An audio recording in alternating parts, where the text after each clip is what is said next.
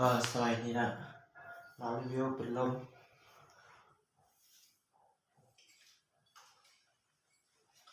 ตัวนี้ซีเมนต์เป็นลม MC นะ MC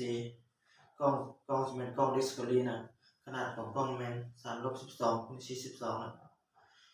ตัวนี้ปรับด้วยไฟนะสีแดงแล้วก็สีเขียวตัวนี้ปรับตามความสูงนะ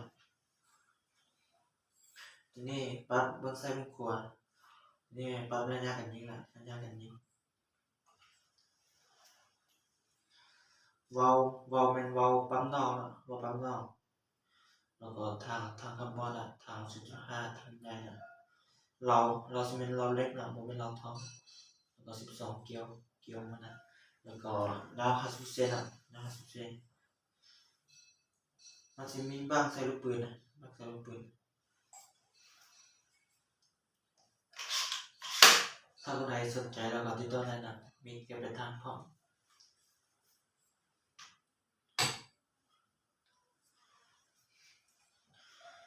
ตัวนี้ซีเมนต์ K2 อ่ะปืนลม K2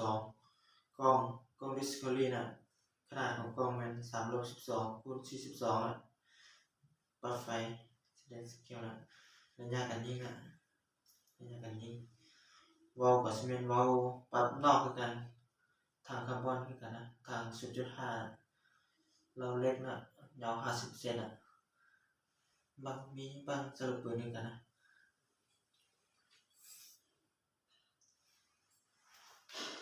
มันสิดึงไปเราไปเนี่ยประมาณนี้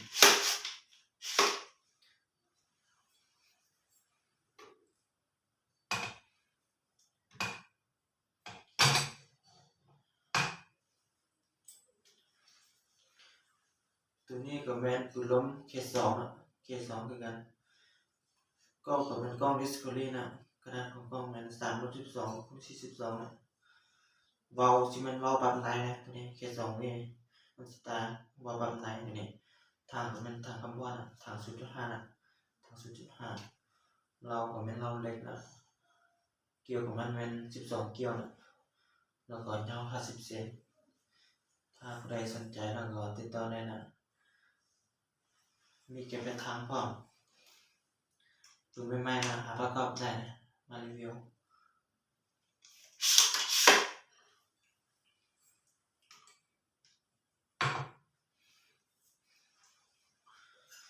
ตัวนี้ซีเมนต์ทัติคอนะทัติคอกล้องซีเมนต์กล้อง BSA นะ BSA นะขนาดของกล้องแมน4-16x44นะวาล์วซีเมนต์วาล์วปั๊มไหนนะทัติคอตัวนี้ผมมีวาล์วปั๊มนอกนะมีแต่วาล์วปั๊มไหนทางซีเมนต์ทางคาร์บอนอ่ะทาง 0.5 เหมือนกันเราก็แมนเราเล็กนะเกี่ยวกับมันแมน12เกี่ยวนะแล้วก็ยาว50 เซนมันก็มีบางเซลล์ปืนด้วยกันนะถ้าที่เขาเนี่ยมันจะดูได้แบบนี้มันจะได้แบบนี้นะ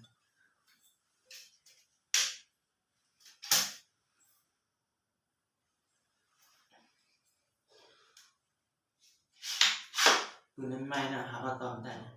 ถ้าผู้ใดสนใจแล้วก็ติดต่อได้นะมีเก็บไปทางพร้อม